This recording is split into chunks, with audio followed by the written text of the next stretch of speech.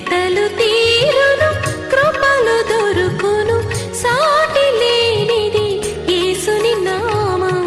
యేసునామమే మధురం, మదిలో తలచిన ధన్యం. యేసునామమే మధురం. ప్రభువునందు ప్రియమైన దేవుని బిడ్డలారా, నేటి వాక్య ధ్యానం కొరకు ప్రార్థించే ముందు ఒక మాట. ఇప్పుడు మీరు చూస్తున్న ఈ ప్రసంగం ఉదయకాలం 11:30 గంటలకు ప్రసారం అవుతున్నటువంటి ప్రసంగం. సాయంకాలం 9:30 గంటలకు, ఉదయకాలం 11:30 గంటలకు 2 ప్రసంగాలు హెవెన్ ఛానల్లో నవంబర్ 1 వరకు ప్రసారానికి ముందుకెళ్తున్నాం. తద్వారా 3వ పర్యాయం బైబిల్ ముగించాలని ఆశపడుతున్నాం. 2 రిక్వెస్ట్లు ఉన్నాయి, ప్రేయర్ రిక్వెస్ట్స్. ఒకటి, ఎపిసోడ్ సహకారుల కొరకైన ప్రార్థన. 2, స్టూడియో నిర్మాణం కొరకైన ప్రార్థన. ఈ రెండింటి కొరకు మా పక్షంగా మీరు ప్రార్థించాలని మనవి. మీ ప్రేయర్ రిక్వెస్ట్స్ ఒక SMS రూపంలో ఈ పైన ఫోన్ నెంబర్కి పంపించండి. If you want us to meet you or you want to meet us, మీరు మమ్మల్ని కలుసుకోవాలనుకుంటే లేదా మేము మిమ్మల్ని కలుసుకోవాలని మీరు కోరుకుంటే SMS ద్వారా you just send 1 SMS. We will be in contact with you. ఇది గుర్తుపెట్టుకోండి. ప్రార్థన చేద్దాం. తల వంచండి. మమ్మలను మిక్కిలిగా ప్రేమిస్తున్న మా ప్రియ పరలోకపు తండ్రి, మీ పరిశుద్ధ ఘన నామమునకు వందనాలు, స్తోత్రాలు చెల్లిస్తున్నాము. నేటి వాక్య ధ్యానము ద్వారా మాతో మాట్లాడమని ప్రార్థన చేస్తున్నాము. ఆధ్యాత్మిక కృప కొరకై ప్రార్థిస్తున్నాము. సేవకుడు ఎట్లుండాలో, క్రైస్తవుడు ఎట్లుండాలో వాక్యం చేత నేర్చుకునే భాగ్యాన్ని దయచేయమని యేసు నామాన్ని అడుగుచున్నాం తండ్రి, ఆమేన్. ప్రియమైన దేవుని బిడ్డలారా, పౌలు తిమోతి గారికి వ్రాసిన 2వ పత్రిక 2వ అధ్యాయము 20వ వచనం నుండి 21వ వచనం ముగింపు వరకు ఉన్న వాక్యాన్ని చదువుతాను. గొప్ప ఇంటిలో వెండి పాత్రలు, బంగారు పాత్రలు మాత్రమే కాక కర్రవి, మట్టివి కూడా ఉండును. వాటిల్లో కొన్ని ఘనతకును, కొన్ని ఘనహీనతకును వినియోగించబడును. ఎవడైనను వీటిలో చేరక తన్ను తాను పవిత్రపరచుకునే ఎడల వాడు పరిశుద్ధపరచబడి యజమానుడు వాడుకొనుటకు అర్హమైన ప్రతి సత్కార్యమునకు సిద్ధపరచబడి ఘనత నిమిత్తమైన పాత్ర అయి ఉండును. ఇది ఒక్కసారి నేను వివరణ ప్రారంభిస్తున్నాను. చాలా జాగ్రత్తగా వినండి. చాలా జాగ్రత్తగా వినండి. ఏమని రాస్తున్నాడు ఇక్కడ? గొప్ప ఇల్లు గురించి మాట్లాడుతున్నాడు. God's house is the great house. Now in a great house, now in a great house. ఇప్పుడు దేవుని ఇంటిలో, ఇప్పుడు దేవుని ఇంటిలో 4 రకాల పాత్రల గురించి చెబుతున్నాడు. గొప్ప ఇంటిలో 4 పాత్రలు. 1 మట్టిది, 2 కర్రది, 3 వెండిది, 4 బంగారంది. ఇప్పుడు ఒకసారి మన ఇల్లు ఆలోచన చేద్దాం. మన ఇంట్లో ఇవాళ బంగారు పాత్రలు లేవు. పేదవాళ్ళం మనం, భారతీయులు అంతా కూడా. భారతదేశంలో బంగారు పాత్ర లేదు, మన పేద ఇల్లు. కానీ మన ఇల్లుగా చెబుతుంది, గొప్ప ఇల్లు గురించి మాట్లాడుతున్నాను. నేను ఒక ఇంటికి వెళ్ళాను. ఒక పెద్ద దైవ సేవకుడిని భోజనానికి పిలిచారు, బ్రేక్ఫాస్ట్కి. దాంతోపాటు నేను కూడా వెళ్ళాను. ఆ ఇంటికి వెళ్ళినప్పుడు వాళ్ళు ఒక టేబుల్ మీద మమ్మల్ని కూర్చోబెట్టారు. కూర్చోబెట్టిన తర్వాత వాళ్ళు హోటల్ ప్రిపేర్డ్ ఫుడ్ తెప్పించారు. తెప్పించి అవన్నీ కూడా కొన్ని ఇంట్లో ప్రిపేర్ చేశారు. వాటిని సర్వ్ చేయటానికి వాళ్ళు వినియోగించిన పాత్రలు వెండి పాత్రలు, సిల్వర్ వెజల్స్. గ్లాసులు, మంచినీళ్ళ గ్లాసు వెండిదే, తినే ప్లేటు వెండిదే, డిఫరెంట్ టిఫిన్స్ పెట్టి తీసుకొస్తున్నవి వెండివే. నేను ఆ రోజున ఆ ఇంటి ఓనర్ని అడిగాను, ఏంటండి ఇంత వెండి పెట్టి చేస్తున్నారండి? It is the honour for me to honour the servant of God. నేను దైవజనులను గౌరవించటం నా కుటుంబానికి గౌరవంగా ఎంచుకొని నాకున్న దానిలో ద బెస్ట్ వే, నాకున్న దానిలో మంచిది తీసుకొని నేను పెట్టాలనుకున్నానండి. Right, okay. నేను ఒక పేదవాని ఇంటికి వెళ్ళాను. ఆ ఇంటికి వెళ్ళినప్పుడు ఆ ఇంట్లో నాకు భోజనం పెట్టాను. భోజనం పెట్టేప్పుడు అప్పుడు ఆ ఇంటి దగ్గర కరెంట్ లేదు. They brought food in some paper like, ఒక దానిలో తీసుకొచ్చారు. దానిలో ఏవేవో వేసి తీసుకొచ్చారు, చీకట్లో కనపట్టలేదు. తిన్నాను నేను. ఆ చీకట్లోనే ఆ రోడ్డు పక్కన, ఒక స్ట్రీట్ పక్కనే ఒక చోట కూర్చోబెట్టి నాకు భోజనం పెట్టాడు. ఈ రెండు ఒకసారి కంపేర్ చేస్తే, పేదవాడు నన్ను గౌరవించలేకపోయాడు, గొప్పవాడు గౌరవించాడు. ఇక్కడ గౌరవం అనేటువంటిది దేనికి వచ్చింది? దేన్నంటే వాడు వాడిన పాత్రల మన గౌరవం అంటున్నాం, హృదయానికి. ఇక్కడ కూడా ఏం చెప్తున్నాడంటే 4 రకాల పాత్రలు ఉన్నాయి. ఈ పాత్రలు ఆయా పనులకు వాడతారు. ఓకే, ఆ గొప్ప ఆయన వచ్చాడు కాబట్టి అవి తీశారు. మామూలు వాళ్ళు వస్తే క్యారీ బ్యాగులు వాడతారు, పేపర్ ట్రేస్ వాడతారు, డిస్పోజబుల్ మెటీరియల్ వాడతారు. అదే ఇంట్లో కాబట్టి కొన్ని పాత్రలు ఘనమైన వాటి కొరకు, కొన్ని పాత్రలు ఘనహీనమైన వాటి కొరకు వాడబడినట్లే దేవుని ఇంటిలో కొందరు సేవకులు ఘనమైన వాటికి, కొందరు సేవకులు సాధారణంగా వాడబడుతుంటారు. సాధారణంగా వాడబడుతూ ఉంటారు. అయితే దేవుని ఇంటిలో మట్టి పాత్ర కూడా గొప్పదే. పాత్ర గొప్పదే, కానీ పాత్ర గొప్ప కార్యానికి వాడబడుతుందా? That's what we need to observe. మనం అక్కడ పరిశీలించాలి. మనం కూడా గొప్పగా వాడబడాలనుకుంటాం. మనం గొప్పవాళ్ళం కావాలనుకో. What is greatness? ఏంటి గొప్ప? గొప్ప పని చేస్తే గొప్ప. ఆ పని చాలామంది చేసినా కూడా ఆ గొప్ప వ్యక్తి గొప్ప పని చేస్తే చాలా గొప్పగా ఉంటుంది. గొప్ప పని ఎవరు చేస్తే వాళ్ళు గొప్ప వాళ్ళు అవుతారు. గొప్ప పని చేసిన వాడు ఏ పని చేసినా గొప్పగా తీసుకుంటాం మనం. అర్థమవుతుందా మీకు? కాబట్టి ఘనత కొరకైన పాత్ర, ఘనహీనత కొరకైన పాత్రల్లో నువ్వు ఘనత కొరకైన పాత్ర బంగారు పాత్రగా ఉంటావా, వెండి పాత్రగా ఉంటావా, చెక్క పాత్రగా ఉంటావా, మట్టి పాత్రగా ఉంటావా అన్నప్పుడు what is your role in the ministry? దేవుడు ఎవరిని గొప్ప గొప్ప రోల్స్లో వాడుకుంటాడు. It is all the God's personal business. దేవుని యొక్క వ్యక్తిగతమైనటువంటి వ్యవస్థలో మనం జీవిస్తున్నాము. చూడండి, ఇప్పుడు ఎలక్షన్స్ అయ్యాయి. రేపు 23న ఎలక్షన్ బయటికి రిజల్ట్ వస్తుంది. ఈ రిజల్ట్ వచ్చినప్పుడు ఏ పార్టీకి ఎన్ని సీట్స్ వచ్చాయో వాటిల్లో అత్యధిక మెజారిటీ ఎవరికి వచ్చిందో వాళ్ళని గవర్నమెంట్ ఫామ్ చేయమని పిలుస్తాడు. అలా పిలిచినప్పుడు ఆ గ్రూప్ లీడర్ ఎవరో ఆయన వెళ్తాడు. వెళ్ళి ఇదిగోండి నేను పలానా పార్టీకి ప్రెసిడెంట్ని లేదా లీడర్ని అపాయింటెడ్ వన్ని, నేను ఇదిగో ఇది నా టీమ్ ఆఫ్ లీడర్షిప్ అని చెప్పి వెళ్తాడు. వెళ్ళినప్పుడు when governor invited the person to become the CM, he will form his cabinet. Right, 175 మందిలో ఒక 110, 120 సీట్లు గెలిచారనుకోండి. అందులో నుంచి కొంతమందిని క్యాబినెట్ మినిస్టర్స్గా తీసుకుంటారు. వాటిల్లో కూడా మళ్ళీ అన్ని క్యాబినెట్ మినిస్టర్సే.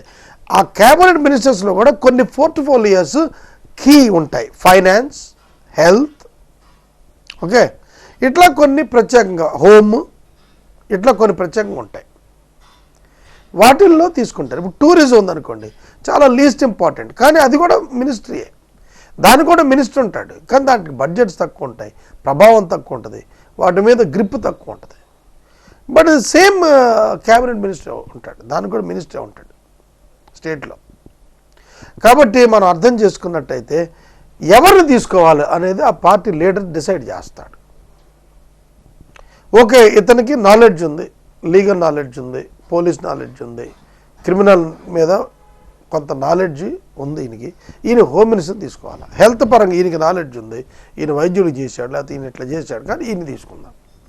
పలానా ఎడ్యుకేషన్ తీసుకుందాం. ఏం చదువు లేనోడు ఎడ్యుకేషన్ మినిస్టర్ చేస్తే ఏం చేస్తాడు? కాబట్టి దాన్ని బట్టి సెలెక్ట్ చేసుకుంటాడు.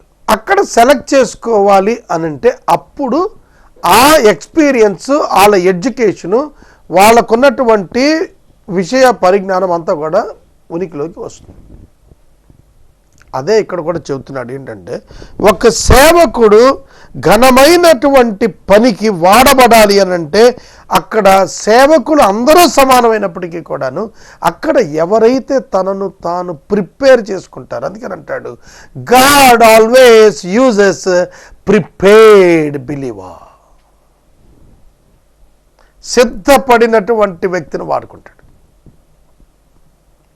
ఇవాళ మనం చూద్దాం, మనందరం ఒకటే, మనందరికీ శరీరాలు ఉన్నాయి, కాళ్ళు చేతులు ఉన్నాయి, కండరాలు ఉన్నాయి, బ్రెయిన్ ఉంది, అన్నీ ఉన్నాయి. కానీ ఎవరు తీసుకుంటారు? ఎవరిని సెలెక్ట్ చేసుకుంటారు? ఎవరిని సెలెక్ట్ చేసుకుంటారు? బలమైన వాళ్ళని సెలెక్ట్ చేసుకుంటారు. ఆర్మీలోకి సెలక్షన్ తీసుకుంటున్నారు అనుకోండి, పోలీసులోకి సెలక్షన్ తీసుకున్నారు. ఎవరిని తీసుకుంటారు పోలీసులోకి? కాబట్టి అక్కడ ఫిజికల్ ఫిట్నెస్ చూస్తారు, మెంటల్ ఎబిలిటీ అండ్ ఐక్యూ చూస్తారు, ఇంటెలిజెన్స్ చూస్తారు.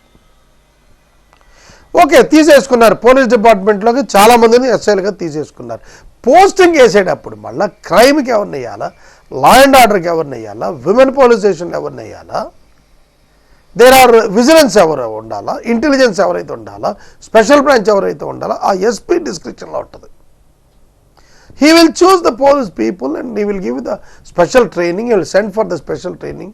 దాన్ని చేసుకొని వస్తారు. గ్రే హౌండ్స్కి ఎవరిని పంపాలా, బందోబస్తుకి ఎవరిని పంపాలా, లా అండ్ ఆర్డర్ ఎవరు చూడాలా, ట్రాఫిక్ ఎవరు చూడాలా. This all can be called as the police, but the works are different. Departments are different in the same department, police. అందరూ సేవ చేస్తున్నాము. ఘనమైన సేవ చేయాలి, ఘనమైన సేవ చేయాలి.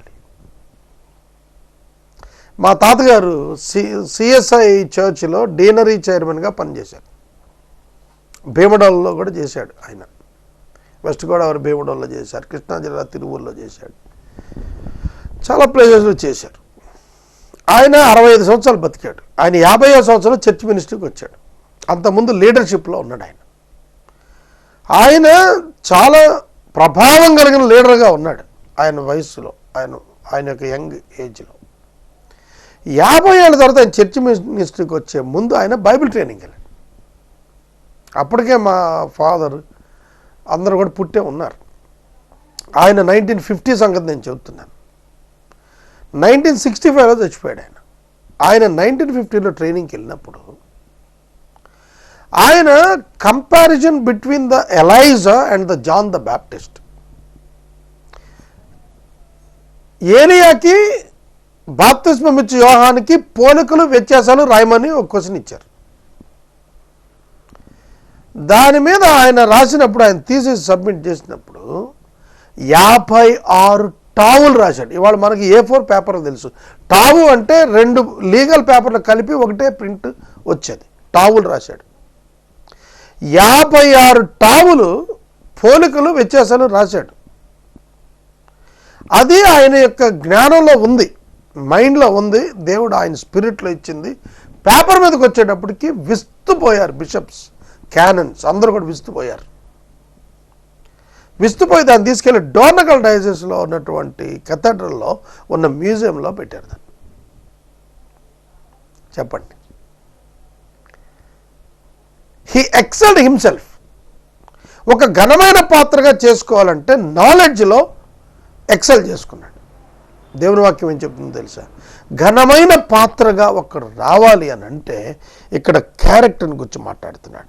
ఎవరైతే వీటిల్లో చేరరో, వీటిల్లో తిమోతి గారు చెప్పాడు కదా, ఎటువంటి స్వభావం కావాలి సేవకుడికి అనేది, ఎట్లాంటిది స్వభావం ఉండకూడదు అనేది ఈ అధ్యాయాల్లో చెబుతూ వచ్చాడో, సిగ్గుపడనక్కరలేని పనివానిగా తన బ్రతుకుని ఎవడైతే దిద్దుకుంటాడో, ఎవరైతే తమ సమయాన్ని, ఎవరైతే తమ జ్ఞానాన్ని, ఎవరైతే తమ అనుభవాన్ని, ఎవరైతే ఎప్పటికప్పుడు తనను ప్రభువుతో సరిచేసుకుంటూ లోకంలో దేవుని కొరకైన ప్రధానమైన పాత్రగా, పవిత్రమైన పాత్రగా, జ్ఞానయుక్తమైన పాత్రగా, లిమిటెడ్గా తయారవుతారో వాళ్ళను దేవుడు పెద్ద పనులకు వాడతాడు.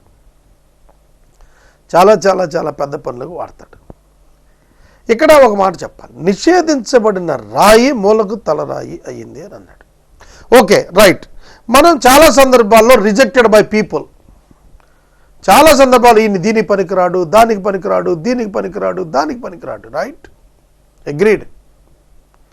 దేనికి పనికిరాడు అని చెప్పి తోసేసి పారేస్తున్నారు, తీసేస్తున్నారు. కానీ ఒక ఫైనల్గా ఒక ముగింపుకు వచ్చేటప్పటికి ఒక ప్రక్కన ఒక చిన్న రాయి అవసరమైంది.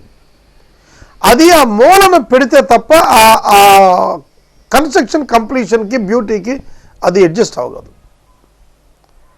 కనుక ఎవరైతే ఈ రాయిని తోసి పారేసి ఉంచారో ఆ రాయి అక్కడ ఆ కార్నర్ స్టోన్లో అక్కడ ఫిక్స్ అవడానికి అదొక్కటే యాక్యురేట్ స్టోన్ దొరికింది. ఆ సైజు నిషేధించబడిన రాయి మూలకు తలరాయి అయ్యింది అంటే అర్థం ఏంటంటే ఒక కన్స్ట్రక్షన్లో కంప్లీట్నెస్ తీసుకురావటానికి, ఒక కన్స్ట్రక్షన్లో కంప్లీట్నెస్ తీసుకుని రావటానికి ఒక కీ వెజల్గా, ఒక ముఖ్యమైన పాత్రగా నువ్వు పనిచేయటానికి నిన్ను నువ్వు సిద్ధం చేసుకోవాలి. Though the people rejects you, God will select you in to the high place. మనుషులు నిన్ను తృణీకరించేస్తారు. డబ్బులు లేవు, తృణీకరించేస్తారు. కారులు లేవు, తృణీకరించేసేస్తారు. పెద్ద చర్చి లేదు, తృణీకరించేస్తారు. స్టూడియోలు లేవు, తృణీకరించేస్తారు. జనం లేరు, తృణీకరించేస్తారు. ఫారెన్ ఎయిడ్ లేదు, తృణీకరించేసేస్తారు. Throne by everyone. పనికిరావు, నువ్వు పనికిరావు. ఆ సేవకుడు మనుషుల చేత గుర్తించబడకుండా తోసేపడుతూ తనను తాను సిద్ధం చేసుకుంటున్నాడు. Okay, let it be. ఏదైనా అవునండి, నేను దేవుని కోసం వాడబడాలని చెప్పి సిద్ధం అవుతూ ప్రతి సత్కార్యానికి వాడు సిద్ధం అవుతూ ఉన్నప్పుడు మనకు తెలియకుండా ఒక టాప్ కండిషన్లో సక్సెస్ అయిపోతాడు. ఉదాహరణకి నా లైఫ్ నేను చెప్తాను, ఒక 2 మాటల్లో నేను చెప్తాను. నాకు వేదాంత విద్య లేదు. బీటీహెచ్, సిటీహెచ్, ఎంటీహెచ్ కానీ, డిటిహెచ్ కానీ, ఎంఫిల్గా, ఇంకా పైన ఏం చదువులు లేవు. డివినిటీ, డాక్టరేట్ కానీ ఏం చదవలేదు. ట్రైనింగ్ కాలేదు. సో ఒకటి అక్కడ ఫెయిల్యూర్ తీసాం. 2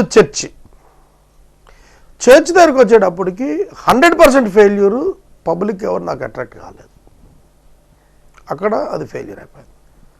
సో ఒక్కొక్కటి అన్నిట్లో ఫెయిల్యూర్ అన్ని టిక్కులన్నీ నెగిటివ్ కొడతా పోతుంటే ఒక్క చోట ఒక టెలివిజన్లో మాట్లాడాలనే ఒక ఆలోచనతో నేను దాన్ని తీసుకున్నాను. ఆ ఫీల్డ్ ఎవరు టచ్ చేయట్లేదు, ఎందుకంటే ఆ ఫీల్డ్లో ఎవరు లేరు. 1997, 2001 ఆ పీరియడ్లో 2001లో టెలివిజన్లో వాక్యం చెప్తా ఉంది. ఎవరు ఆ రేంజ్ అటెంప్ట్ చేయలేదు, సాహసం చేయలేదు, దానికి వెళ్ళలేదు. అప్పుడు నేను టేకప్ చేసి దాన్ని ఏదో విధంగా మొబిలైజ్ చేసి రన్ చేయడానికి ప్రయత్నం చేయటం స్టార్ట్ చేశాను. ఆఖరికి పరిస్థితి ఎలా వచ్చిందంటే నేనే మాట్లాడుకోవాల్సిన పరిస్థితి వచ్చింది. నేనే మాట్లాడుకోవాలి, నేనే రికార్డ్ చేసుకోవాలి, నేనే ఎడిట్ చేసుకోవాలి, నేనే గుమస్తా, నేనే అధికారి, నేనే సమస్తం. నేనే కలెక్షన్కి వెళ్ళాలి, నేనే వాక్యం చెప్పాలా, మళ్ళీ ఎడిటింగ్ చేసుకోవాలి, మళ్ళీ బాయ్ లాగా తీసుకెళ్ళాలి, అది తీసుకురావాలి. Very hard and difficult for me. కాలం గడుస్తున్న కొలది మీరే చూశారు, 18 సంవత్సరాలుగా ఇట్స్ ఏ వరల్డ్ రికార్డ్, ప్రపంచ రికార్డుగా మారిపోయింది. సో కాబట్టి అక్కడ నా లీడర్షిప్ నేను ఫెయిల్ అయినా, నేను చర్చ్ సైడ్ ఫెయిల్ అయినా, ఎడ్యుకేషన్ సైడ్ నేను ఫెయిల్ అయిపోయినా, ఎన్ని వైపులు నేను ఫెయిల్ అయిపోయినా సో దేవుడు నన్ను టెలివిజన్ ద్వారా ఒక మార్గం, ఒక ఎలివేషన్లో తీసుకొచ్చిన తర్వాత ఇప్పుడు నేను 3 సార్లు బైబిల్ పూర్తి చేసిన తర్వాత నాకు ఒక అవగాహన వచ్చింది. ఏమిటి అవగాహన అంటే, ఒక లీడర్కి ఎట్లాంటి అవగాహన వస్తుందో, ఒక థియలాజియన్కి ఎటువంటి అవగాహన వస్తుందో, ఒక చర్చి సీనియర్ పాస్టర్కి ఎటువంటి అవగాహన వస్తుందో, ఆ అవగాహనలన్నింటి యొక్క ఉత్పాదకత నాలో దేవుడు తీసుకొచ్చాడు.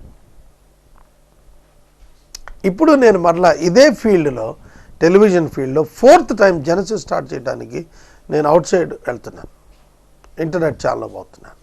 అట్లా వెళ్ళినప్పుడు ఇండియన్ ఆల్ లాంగ్వేజ్లో ట్రాన్స్లేట్ చేసేటట్టుగా తీసుకెళ్ళాలి అనేది నా ఫైనల్ గోల్గా పెట్టుకున్నాను. భారతదేశంలో ఉన్న 130 కోట్లు ఇంకో 15 ఏళ్లలో ఒక 150 కోట్లు 160 కోట్లు అయితే అందులో ఉన్న అన్ని భాషల వారికి Bible A to Z at their hands, వాళ్ళ చేతుల్లో అట్లా ప్రెస్ చేస్తే చాలు, ఎప్పుడైనా వాక్యం వచ్చేటట్టుగా చేసి చచ్చిపోవాలని చెప్పి ప్లాన్ చేసుకున్నాను.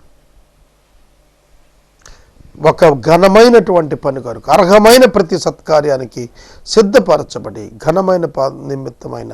ఘనత నిమిత్తమైన పాత్ర అయి ఉండును. నేను ఇండియా బుక్ ఆఫ్ రికార్డ్ సాధించిన తర్వాత, ఇండియా వరకే అది సాధ్యం. తర్వాత Asia book of record apply చేసి 56 దేశాల్లో ఇట్లాంటిది లేదని సాధించిన తర్వాత I applied for Limca book of record, world record. Limca book Coca Cola వాళ్ళు రన్ చేస్తారు, లిమ్కా కోకోకోలా కంపెనీ. అందులో ఒక విమెన్ దాని ఆర్గనైజర్. ఆవిడ నన్ను అడిగింది, ఏ సంవత్సరం మీరు స్టార్ట్ చేశారని. 2001 స్టార్ట్ చేశాను. 1986 నుంచి అస్తా అనే ఒక హిందూ టెలివిజన్ రిలీజియస్ ఛానల్ ఉంది, అందులో మాట్లాడుతున్న వాళ్ళకంటే మీరు ఎట్లా ఎక్కువ మాట్లాడారని నన్ను అడిగింది. ఐ సెడ్ నాకు తెలియదండి అవన్నీ, వాళ్ళు మాట్లాడారో లేదో, నేనైతే బైబిల్ని ఇట్లా పూర్తి చేశాను, 5000 ఎపిసోడ్స్ అయ్యాయని చెప్పి ఆర్గ్యుమెంట్ చేశాను. ఆవిడ నో మీకంటే చాలా ప్రసంగాలు టెలివిజన్ ద్వారా చేసినటువంటి వాళ్ళు చాలామంది ఉన్నారు, అవి ప్రసారం అయ్యాయి కూడా ఎవ్రీడే అని చెప్పి నాతో ఆర్గ్యుమెంట్ చేశారు. నేను I wrote to the Aastha TV director, ఆయనకి రాసి అడిగాను, బాబు మీ ఛానల్ ఎవరైనా 5000 కంటే ఎక్కువ చేసిన వాళ్ళు ఉన్నారా అని చెప్పి నేను లెటర్ రాశాను. ఇక నేను అక్కడితో వదిలిపెట్టేశాను. అక్కడ ఏమైందో నాకు తెలియదు, కానీ కొంతకాలానికి నాకు Limca book of world record ఇంటికి వచ్చేసింది సర్టిఫికెట్. ఎట్లా వచ్చింది? ఎందుకంటే అస్తా ఛానల్ డైరెక్ట్గా లిమ్కా వాళ్ళకి రాశాడు, మీరు ఆపుతున్నారంట ఆయన గురించి, మా ఛానల్ అన్ని వేలు చేసిన వాళ్ళు ఎవరు లేరు ఇంతకాలంలో 30 ఏళ్లలోని. He wrote to that. అప్పుడు వాళ్ళు ఆ సర్టిఫికెట్ వాళ్ళే తయారు చేసి నాకు పంపించారు. నేను మీకు చెప్పాలని ఆశపడుతుంది ఏంటంటే, ప్రతి సత్కార్యానికి మనల్ని మనం సిద్ధం చేసుకుంటూ, మనల్ని మనం కంటిన్యూటీ ఇన్ వర్క్,